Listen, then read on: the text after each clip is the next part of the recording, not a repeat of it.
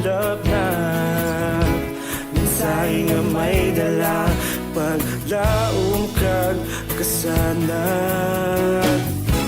Tinuig na nagligan, ikaw gihapon ang ako nga istasyon. Sa pagbudlak sang adlaw, sa pagtuhaw sang biton, mga balita nga dala inspirasyon. Aksyon radyo, bakolod man sa gihapon. Padayon Aksyon radyo, bakolod saludo sa imo. Padayon Aksyon radyo, salamat isa pagserbisyo.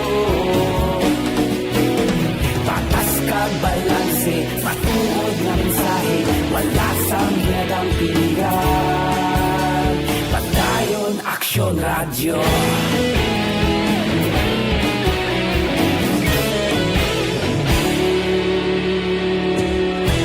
Pagkolon nun kag negro sanon inyong pamatian. Istasyon nga nagapalaplag sang kamatuuran. Mabakod nga prinsipyo, reporter handa sa serbisyo. Kahapon, karon kag sa gihapon, kita magapadayon.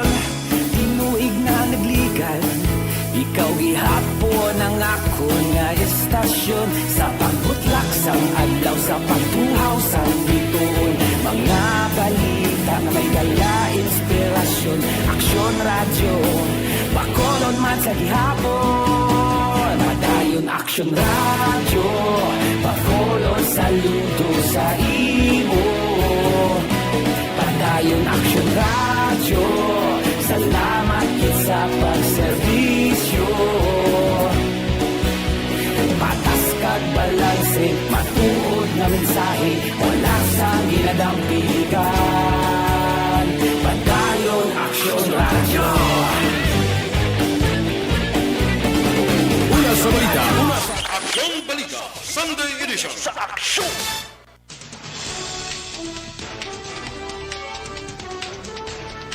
Lasay 7 Action Radio, Philippine Standard Time. Pabalik sa Aksyon Balita Sunday Edition. Detalye na sa balita lokal.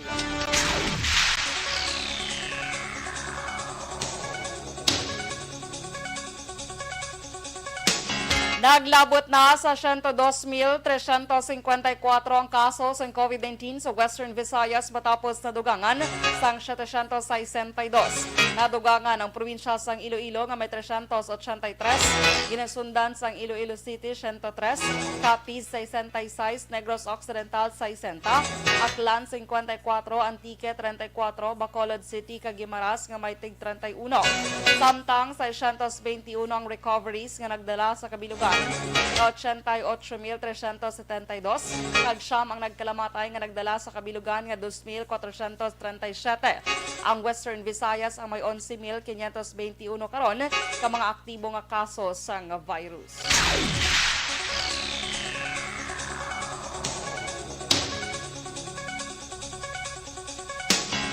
Lima ka pamilya ang napektuhan sa paglaslas sang buhawi las 4 sang hapon sa Agosto 27 sa Barangay Manghanoy, Banwa sang La Castellana. Pero kay Dr. Zephyr Gerhard Kailian, may tikang na nga ginahimo ang Disaster Risk Reduction Management Office sa nga Banwa kag naghatag naman sang food packs sa apektado nga pamilya. Una dire isa ka pamilya nga may 4 ka miyembro sa Barangay Kunsing, Banwa sang Ibi Magalona. Ang napektuhan man sang buhawi nga nagluntad las 2 sang hapon Agosto 27. Palayag ni Kailian, may 2 ka tuig nga bata ang nakaangkon sang minor injuries bangod man sa hitabo. Sudo kay Kailian, ang buhawi ang epekto sang Intertropical Convergence Zone.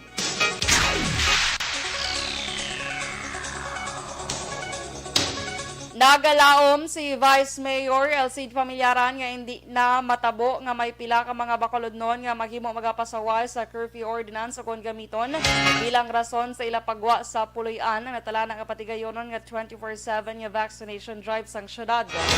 Suno kay Familyaran ini nga programa ang gindihon sang karon nga administrasyon sa tuyo nga matagan sa oportunidad ang pila ka mga individual nga nagatrabaho kun adlaw kag wala sang tiyempo nga magkadto sa mga vaccination site.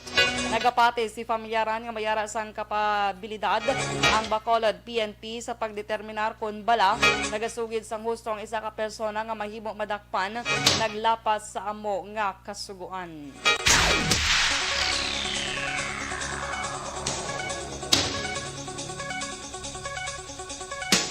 Ginaapila ni Vice Mayor Elcid Familyaran ang chairman sang local IATF sa syudad sang Bacolod ang padayon nga kooperasyon sang publiko angot sa ginapatuman nga minimum health protocol. Pero kay Familyaran apisar nga manubo ang kaso sa COVID-19 sa syudad kung ikumparar sa ibang nga lugar sa Region 6, hindi rason nga mahatag sang kumpiyansa ang publiko. Dugang pa sang BC Alcalde ginatingwaan sa karon nga administrasyon nga mamentenar ang pagpatuman sang sistema kag regulasyon agud malikawan ang liwat nga pagtaas ang kaso nga mahimo tunaan sang matabo sa pagbago sa quarantine status sang syudad. Kung nag-follow lang niya kita sang minimum health protocols, ma-maintain natin ma-sustain or even manubo pag anong quarantine status natin. Si Bacolod Vice Mayor Elcid Familyaran.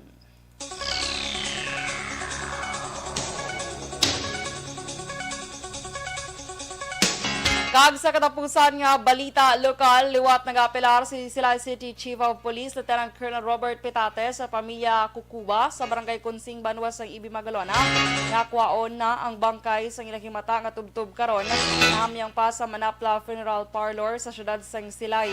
Suno kay Petate, 8 kaadlaw na nakaligad ang pisang ginkilala sang himata sang napatay nga miyembro sa NPA nga si Jory Datuon Kakuba o kon Kukuba alias Kapabling. Wala na nagbalik ang mga ini agod mag-claim sa punerarya. Nagaplano man si Petate nga upod sa mga katapos ang Philippine Army ila pakadtuon ang pamilya Kukuba sa handom nga matagan sang formal nga lubong ang ilahimata. Ginpayag man ni Petate nga kung hindi interesado ang pamilya Kukuba nga makuha ang bangkay, maobligar ang otoridad nga sila lamang ang magapalubong kay Kapabling.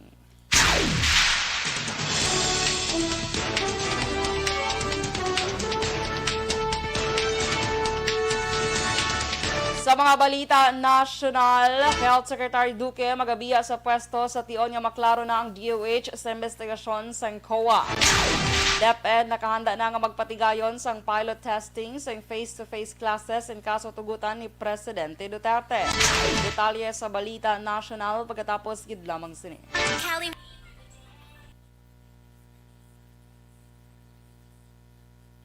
Alright, good morning mga ka-aksyon. Happy Sunday. Dahil lang.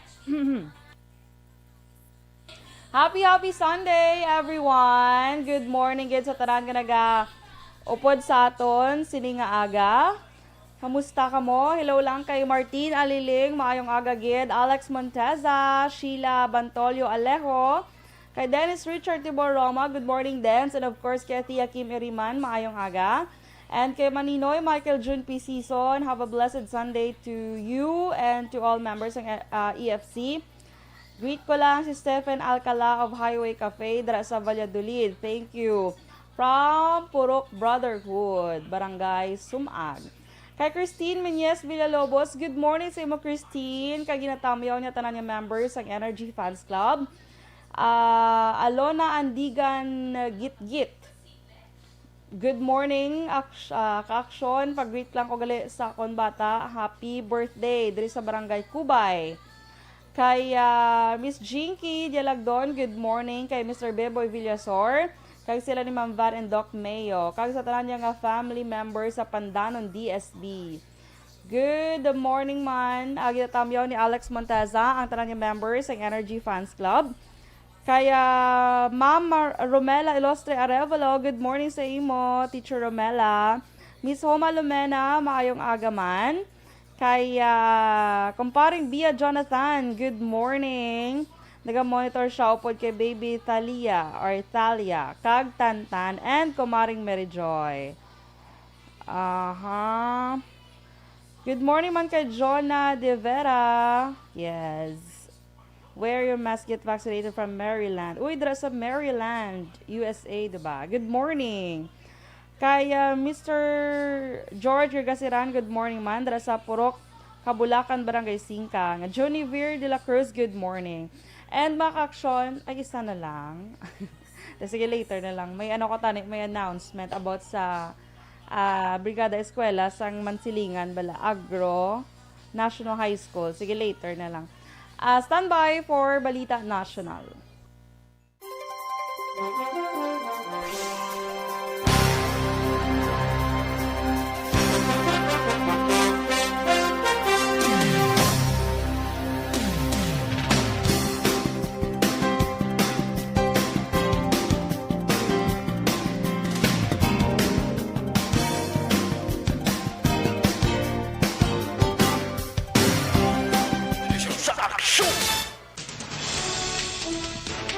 Size 15 Action Radio Philippine Standard Time. Pabalik sa Action Balita Sunday Edition. Detalye na sa Balita National.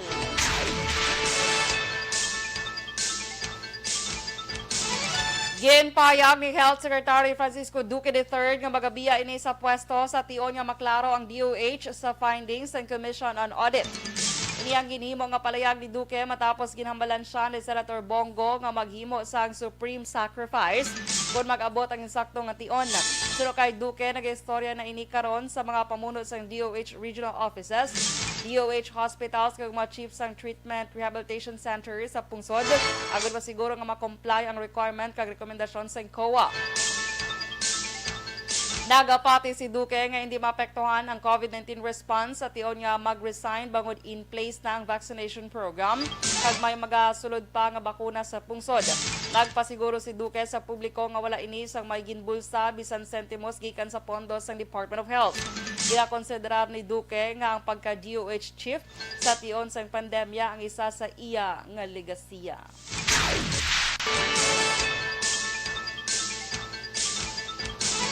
Ginpasiguro naman sa Department of Health nga magapadayon ang COVID-19 vaccination sang Pilipinas usar ang Moderna vaccine sa piyak sang report nga ginsuspend sang pungsod Japan ang domestic distribution sini bangod sa isyu sang kontaminasyon. Ginpasiguro naman ni Health Undersecretary Maria Rosario Verriere nga ginausisa sang maayo ang tanan nga batch sang bakuna antes gamiton kag wala sang nakitaan nga kontaminasyon sa gin-deliver nga Moderna vaccine. Ginanunsyo man ni Verriere nga hindi mag-untat ang Pilipinas sa pag-usas sang Moderna sa pagpangbakuna. Una diri gin-suspend sa Japan ang pag-usas sang 1.63 milyones ka doses sa Moderna vaccine sa 863 ka vaccination centers nationwide. Masobra isa ka semana pagkatapos gin-report sa domestic distributor nga Takeda Pharmaceutical angot sa kontaminasyon sang pila ka vial.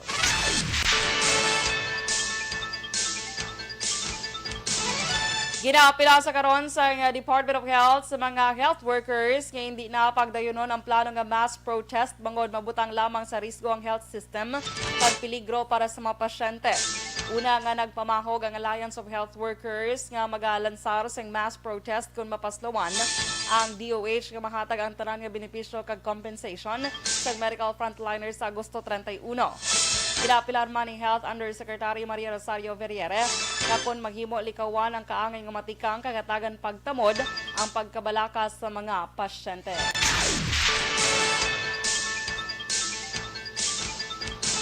Sa dugang nga balita national, preparado na ang Department of Education kung DepEd nga magpatigayon sang pilot face-to-face classes kung magpasugot si Presidente Rodrigo Duterte. Sunod kay Education, Undersecretary ni Pomoceno Malaluan, kaupo ng Department of Health natapos na nila ang guidelines sa pagpatigayon sang face-to-face classes sa isa kagatos ka mga eskwelahan nga nahamtang sa makabig low-risk areas ng COVID-19. Una dre ginanunsyo sang DepEd nga ang school year 2021-2022 ang magabukas sa Setyembre 13. Sunod sa DepEd official, may 600 ka mga eskwelahan nga ginakonsiderar para magpatigayon sang pilot face-to-face classes matapos mapasar ang evaluation on readiness. Sa bulig man sa United Nations Children's Fund kung UNICEF, sunod kay Malaluan, ang DepEd kang DOH ang nakatukod sang dashboard na makabulig sa pagmonitor sa mga eskwelahan nga yara sa low-risk areas ng virus. Sa 600 ka mga eskwelahan, isa kagatos ang mapilian. May baluan wala pa mabakunahan ang tanan nga public school teachers.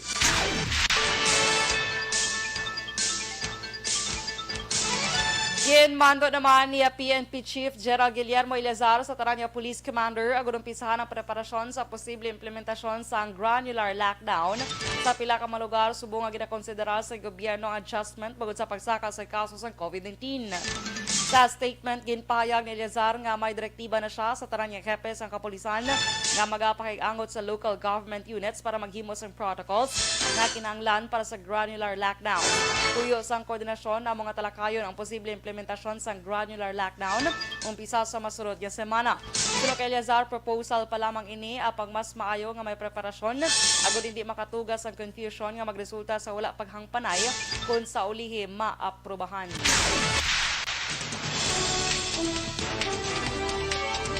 Last size 20 Action Radio Philippine Standard Time, detalye sa Balita International kag Sports pagkatapos gid lamang sini. And Curtis was happy dahil sa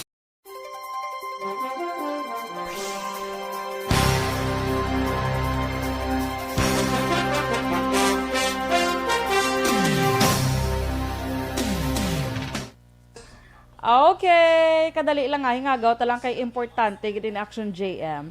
Yes, ang Mansilingan Agro-Industrial High School sa nasiling ko ng mga ka-aksyon, nagpatigayon sila sa Brigada Eskwela sa Agosto 23, 2021, nalawag ko naman ini. Of course, dra sa may Mansilingan Agro-Industrial High School. Gin partisipahan ini sa mga teachers, staffs, and stakeholders. So karon, nagahingyo sila mga ka-aksyon sa mga gusto mag-donate bala. So message nyo lang ko kaya kung gusto nyo mag-donate kaya may isend ko sa inyo nga form kaya isend tani sa teacher nga nag-send man sa akon. Mga materials, hand sanitizer or paint or any dra mga ka-aksyon nga need. Okay. So yung time tado kadasigen. Standby for Balita International kag Sports.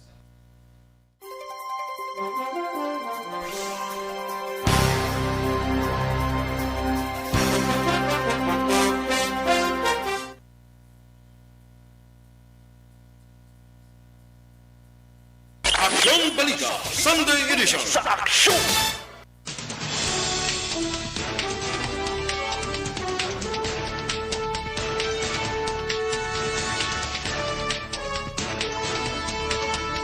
Last size 22 Action Radio Philippine Standard Time, pabalik sa Aksyon Balita Sunday Edition, detalye na sa Balita International.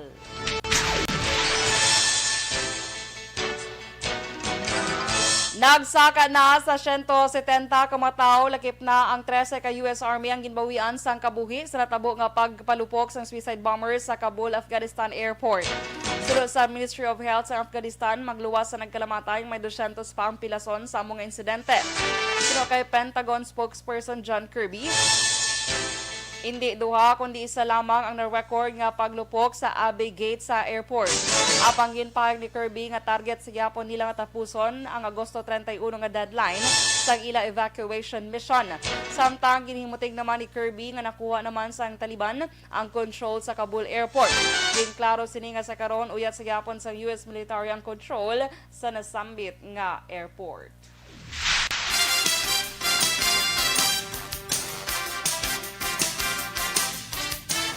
Kag sa ato naman nga sports balita, padayon nga nagapanguna ang China pagabot sa medal tally sa nagapadayon nga Summer Paralympics Games sa Tokyo, Japan. Sa karon mayara na sa 21 ka bulawan nga medalya nakuha sa mga atleta sa China. Nagsunod sa tally ang Great Britain nga may yara sang 12 ka medalya, 12 ka gold medals. Pinasundan sang Russia nga may 11 ka gold medals, kag US nga may 9 ka gold medals. Ibaluan nagumpisang nasambit nga torneo sa Agosto 24 kag magatakop ini sa Setyembre 5, 2021.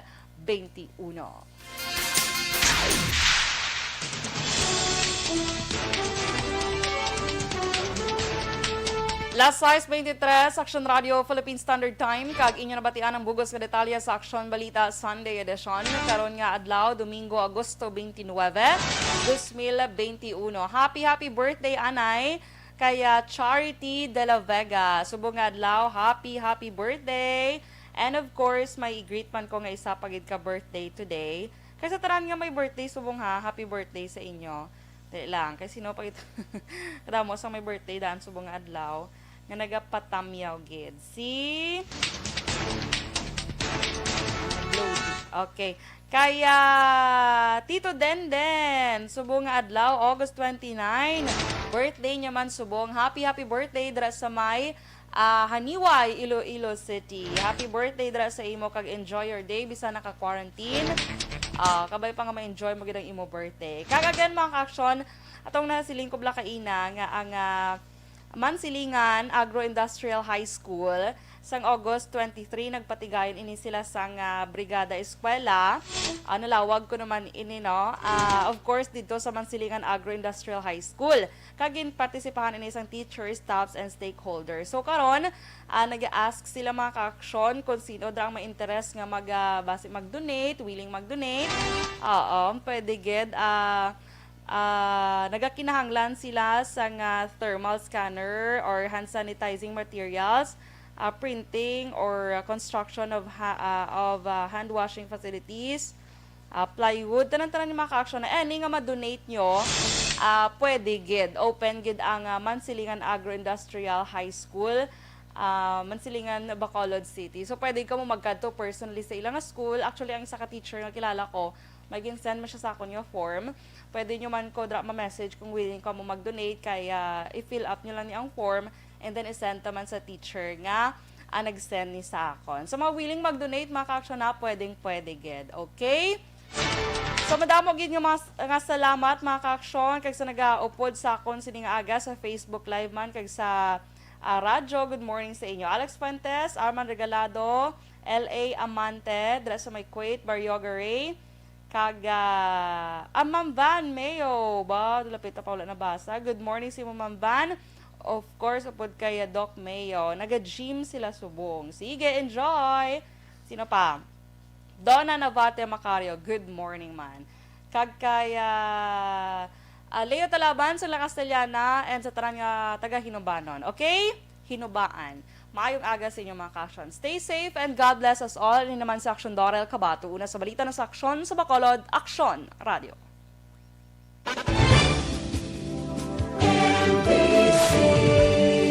Manila Broadcasting Company. Sa balita, komentaryo, issue, serbisyo publiko. Aksyon Radio. Sa Bacolod, Aksyon Radio. Aksyon Radio.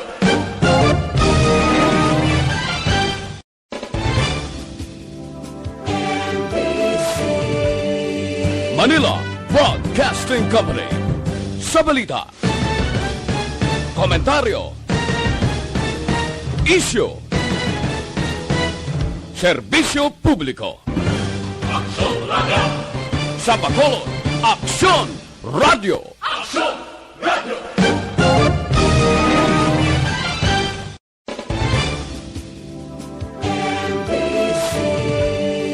Manila Broadcasting Company.